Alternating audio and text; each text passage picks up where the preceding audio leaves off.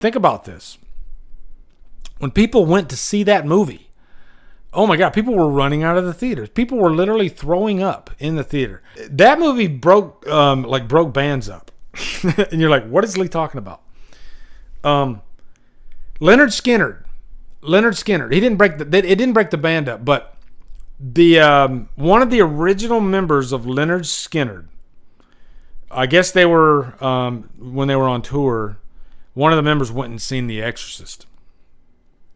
After he saw The Exorcist, he started having all these nightmares, and he was freaking out, and the guy literally started going crazy.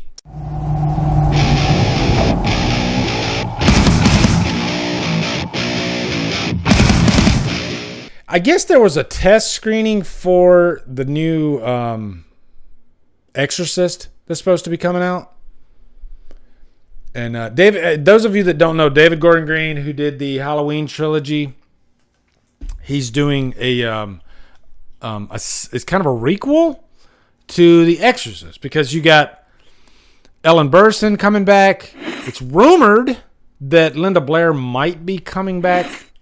I don't know if that's actually out there yet, if that's fact. But I'm curious about this test screening. Keep in mind, too, test screenings, the very meaning of a test screening is to get information. How bad is this movie at this point? Do we need to adjust here, and here? So as I read this, keep this in mind, okay? Because the movie that we end up seeing might be quite different than what this test screening is, all right? The Exorcist Believer reportedly bombs at test screening. The highly anticipated horror movie The Exorcist Believer reportedly bombed at a recent test screening held in New York.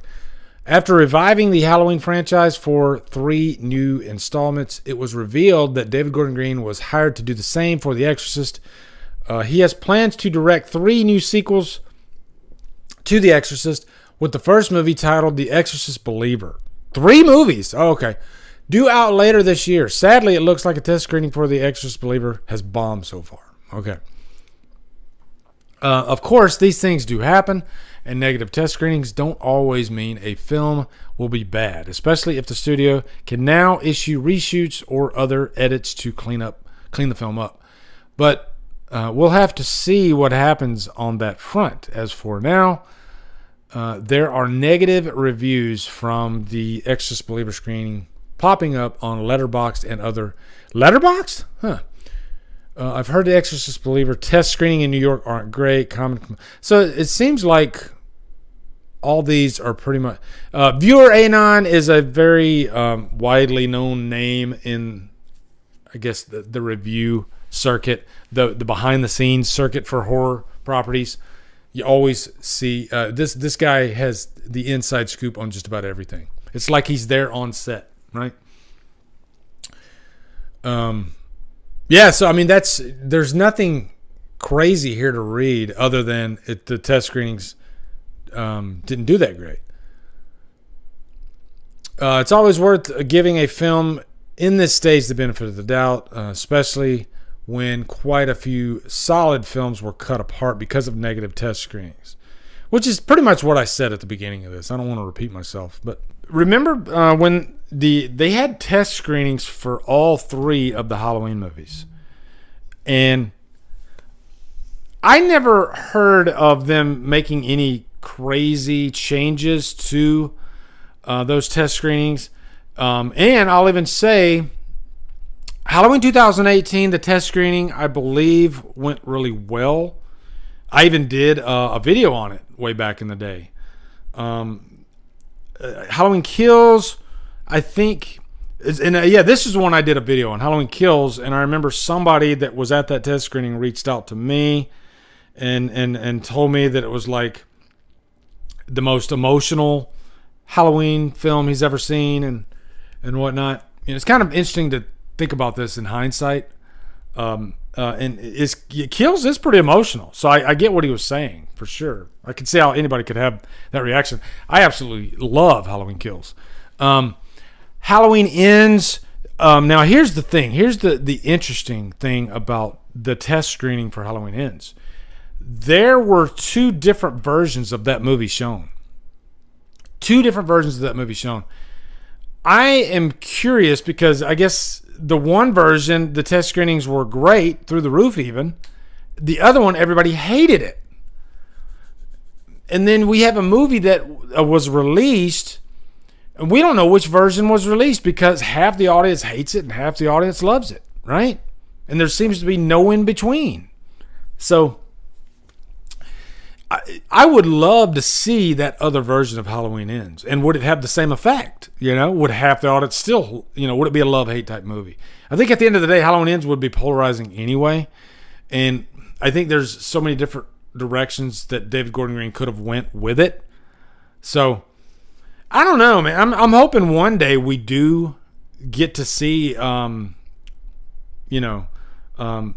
different versions of some of these movies, if it's out there. Like there's a scene that was never released for Halloween 2018, an alternate last act, I guess, where Laurie and Michael are fighting outside instead of in the house, which I don't know. So I don't think David Gordon Green's, other than the one showing of Halloween Ends, I think he's had a pretty good track record with test screenings.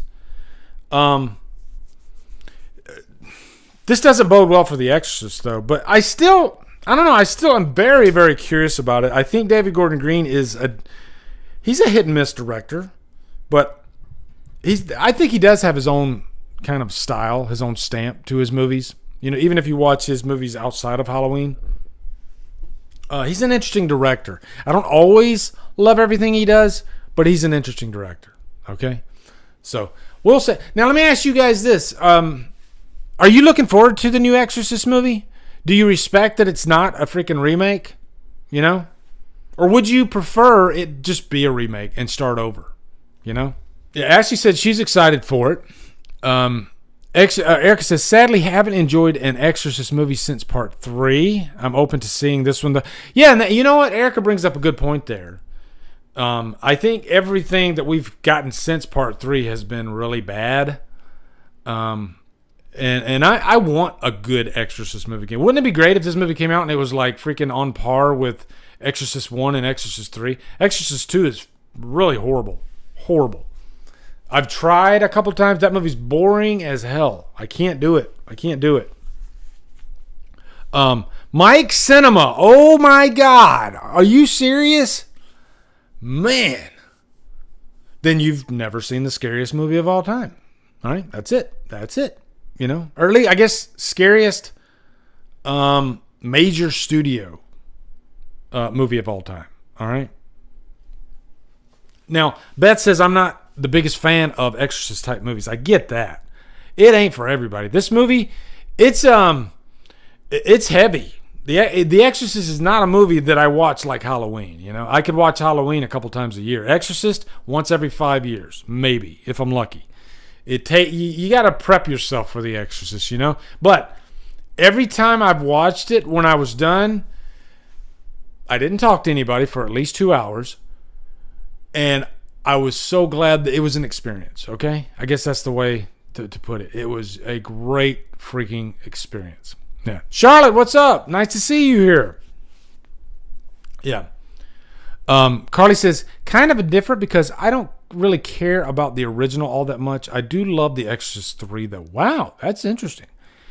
And that's the big question, too. Like, I see so many people say Exorcist 3 is better than the first. No. I love Exorcist 3. Don't get me wrong. Love it. But no, it's not better than the first. All right? No.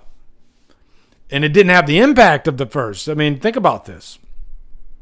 When people went to see that movie, oh my God, people were running out of the theaters. People were literally throwing up in the theater. I didn't hear anybody doing that in Exorcist 3, okay? That movie broke bands up. And you're like, what is Lee talking about? Leonard Skinner. It didn't break the band up, but the one of the original members of Leonard Skinner, I guess they were when they were on tour, one of the members went and seen The Exorcist. After he saw The Exorcist, he started having all these nightmares, and he was freaking out. And the guy literally started going crazy. He was paranoid. He was thinking there was, things crawling under his bed. And The Exorcist kind of triggered all that. Okay, maybe he had some underlying issues before he saw The Exorcist, but it messed him up really bad. And he ended up leaving the group. It was the original drummer. That's what it was. It was the original drummer of Lynyrd Skynyrd. And I guess it worked out for him because he wasn't on the plane, right? Yeah, and he was also on drugs. Like I said, there might have been some underlying issues, okay? But The Exorcist triggered all, that kicked it into high gear, I guess. Hey guys, what's the last movie, or it doesn't even have to be the last movie, but what's a movie that genuinely terrified you? That you lost sleep over? That you had nightmares about? I want to know, what is the movie that did that to you? I don't think anything has come out in a long time that's really gotten really under my skin. I can give you Halloween 4. I've talked about Halloween 4 so many times. Skinamarink, I could see how even though I don't like Skinamarink, I can definitely see how it could get under your skin, for sure. It made me feel uncomfortable. It was one of those movies where I kept waiting for something to happen, like something to really, really freak me out, but it just never happened, which maybe that was the point, I guess. Texas Chainsaw 2003, that one didn't really do it. It didn't scare me. The original freaked me out, I will say that. Oh my God. When Sally's screaming at the end of that movie, Jesus. I saw somebody say that Leatherface was scarier in the remake than he was in the original. That's bullshit. No, that's bullshit, okay? No way. Leatherface in the original was freaking... He was scary, I think. It's all personal taste, I guess. Strangers, oh my God. Strangers is a really good one. Christian, what's up, brother? Man, Strangers, I have a story with The Strangers. I remember I was watching The Strangers with my wife, when it first came out. And with the knock on the door, and she screamed at the top of her lungs. And it was a very high-pitched scream, and her scream scared me. That's the effect that movie had on her. And it was creepy to me, too. Those freaking knocks on that door, pretty crazy shit. So very effective. Very effective. What's up, guys? You are at the end of the DDLive clip. What I do is I like to clip these out if I think the topic is important or something that's newsworthy. So thank you for watching. And if you want to watch more, you can go over here. You can go over here. Click on one of those. And hopefully I can do this for 20 seconds, which I think I did. Okay, so yeah, thanks for watching, guys.